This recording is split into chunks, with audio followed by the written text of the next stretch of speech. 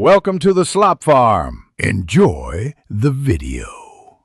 You start by making sure the host and VM are configured correctly. First, reboot into BIOS and enable VTX or AMDV so the guest can run normally. Once done, boot Windows and turn off Hyper-V and the Windows Hypervisor platform in Windows Features, then restart.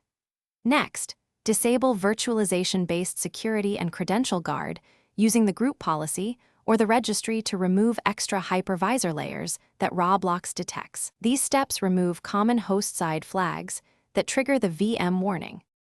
Now modify the VM itself so Roblox sees a normal PC. Edit your VM configuration to hide hypervisor CPUID bits.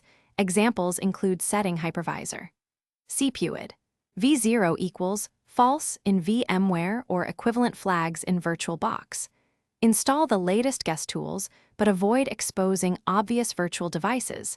Switch to emulated NIC and remove unnecessary virtual peripherals. Make the VM hardware profile realistic.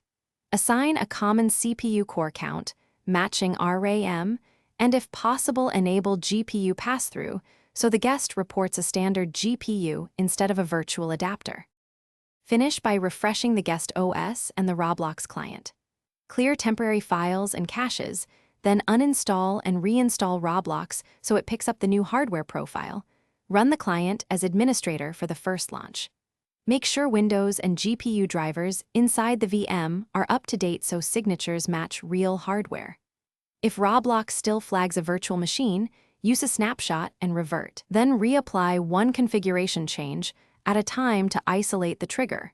This single-step testing is the fastest way to find the culprit. Thanks for watching. Consider subscribing if we helped you today.